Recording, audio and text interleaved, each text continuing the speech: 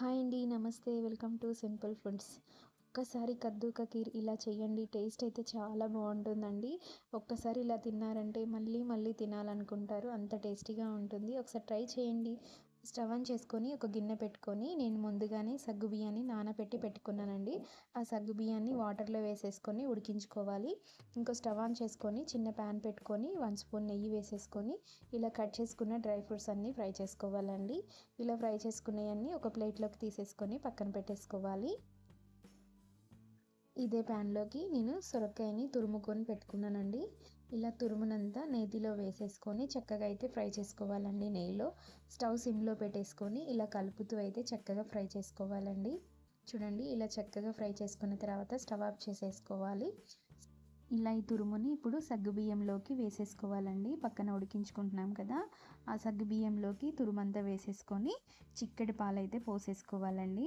నేను పాలల్లో అసలు వాటర్ అయితే కలపలేదండి, మరిగించుకొని పెట్టుకున్నాను పాలని. ఇలా చిక్కటి పాలు పోసుకుంటే టేస్ట్ కూడా చాలా బాగుంటుందండి. ఇలా పోసేసుకొని చక్కగా అంతా కలిపేసుకోవాలండి. ఇలా చక్కగా అంతా కలుపుకొని ఇందులోకి షుగర్ వేసేసుకుందామండి. తీపికి సరిపడా నేను 1 కప్పు చక్కెర వేసేసుకుంటున్నానండి. ఇలా వేసేసుకొని డ్రై ఫ్రూట్స్ వేసేసుకొని ఇలా చక్కగా అంతా కలిపేసుకోవాలండి. కొద్దిసేపు అయితే ఉడికించుకోవాలి పాయసాన్ని అయితే. చూడండి, చక్కగా ఇలా ఉడికించుకున్న తర్వాత ఇందులోకి కొంచెం ఇలాచీ పౌడర్ కూడా వేసేసుకుందామండి.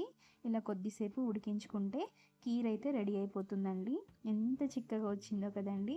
చిక్కటి పాలు వేసుకోవాలండి. పాయసం అయితే టేస్ట్ చాలా బాగుంటుంది.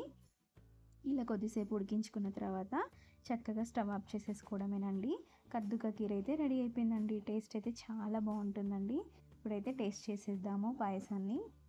స్మెల్, టేస్ట్ అంతా చాలా బాగుందండి.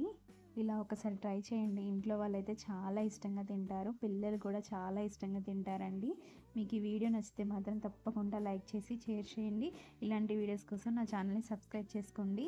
చూసి వెళ్ళిపోకుండా సబ్స్క్రైబ్ చేసుకొని లైక్ చేసుకోండి. చూడండి ఎంత బాగుందో. Thank you for watching.